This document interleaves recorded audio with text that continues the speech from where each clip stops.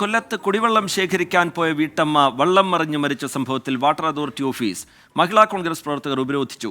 കാലിക്കുടവുമായി എത്തിയാണ് പ്രതിഷേധിച്ചത്. ആർ അരുൺരാജ് കൊല്ലത്ത് നിന്ന് വിവരങ്ങളുമായി ചേരുന്നുണ്ട്. അരുൺരാജ്, പ്രധാന പൈപ്പ് ലൈൻ പൊട്ടിയതാണ് നിലവിലെ പ്രതിസന്ധിക്ക് കാരണമെങ്കിലും അവിടെ ആവശ്യത്തിന് ശുദ്ധജലമില്ല എന്നുള്ള കാര്യം അവിടെയുള്ള പ്രദേശവാസികൾ നിരന്തരമായി പരാതിയായി ഉയർത്തുന്നതാണ്. അതിപ്പോൾ ഒരു വീട്ടമ്മയുടെ ജീവൻ നഷ്ടമാവുന്ന നിലയിലേക്ക് ഏറ്റവും ഒടുവിലായി എത്തി നിൽക്കുന്നു. വലിയ പ്രതിഷേധമുയരുന്നതായി മനസ്സിലാക്കുന്നു. എന്താണ് വിവരങ്ങൾ, അരുൺരാജ്?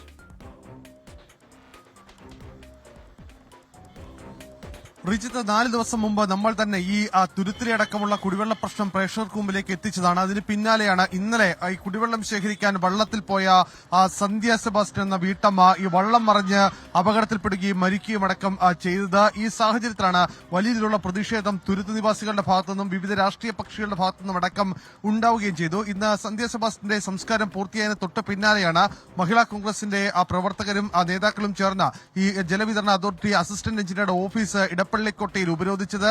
ഇക്കാര്യത്തിൽ അടിയന്തര പരിഹാരം വേണം, ശാശ്വതമായ പരിഹാരമാണ് വേണ്ടത് എന്ന ആവശ്യമാണ് മഹിളാ കോൺഗ്രസ് മുന്നോട്ട് വെക്കുന്നത്. എന്തായാലും 3 ദിവസത്തിനകം തുരുത്തടക്കമുള്ള കൊല്ലം നഗരത്തിന്റെ വിവിധ പ്രദേശങ്ങളിൽ കുടിവെള്ളം എത്തിക്കാനുള്ള സൗകര്യങ്ങൾ ചെയ്തു കൊടുക്കാം എന്നുള്ളതാണ് നിലവിൽ വാട്ടർ അതോറിറ്റി ജീവനക്കാർ ഈ സമര ഉപരോധവുമായി എത്തിയ മഹിളാ കോൺഗ്രസ് പ്രവർത്തകർക്ക് നൽകിയ ഉറപ്പ്. എന്തായാലും വലിയ പ്രതിഷേധം ഇപ്പോഴും തുടരുകയാണ്.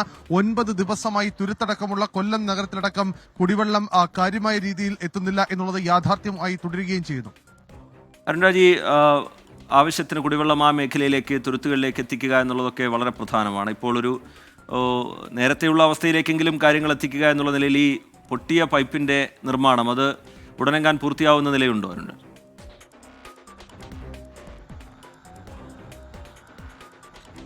റിജിത്ത്, 3 ദിവസത്തിനുള്ളിൽ തന്നെ ഈ പൊട്ടിയ പൈപ്പ് പരിഹാരം അത് പരിഹരിച്ച് കുടിവെള്ള ക്ഷാമം പരിഹരിക്കാൻ കഴിയുമെന്ന പ്രതീക്ഷയാണ് നിലവിൽ വാട്ടർ അതോറിറ്റി ജീവനക്കാർ മുന്നോട്ട് വെക്കുന്നത്. പക്ഷേ അപ്പോഴും ഈ 3 ദിവസം അവർ ഇങ്ങനെ കഴിഞ്ഞുകൂടും എന്നുള്ള ഒരു സ്വാഭാവികമായ ഒരു ആശങ്ക അവിടെ നിലനിൽക്കുന്നുണ്ട്. ഇപ്പോൾ വള്ളങ്ങളിലും അതുപോലെ തന്നെ ചെറു യാനങ്ങൾ അതുപോലെ തന്നെ മറ്റ് ചെറിയ വാഹനങ്ങളിലടക്കം ഈ തുരുത്തുകളുടെ തീരപ്രദേശങ്ങൾ അടക്കമുള്ള സ്ഥലങ്ങളിൽ വെള്ളം എത്തിക്കാനുള്ള ക്രമീകരണങ്ങൾ നഗരസഭ അടക്കം ഇപ്പോൾ ക്രമീകരിച്ചിട്ടുണ്ട്.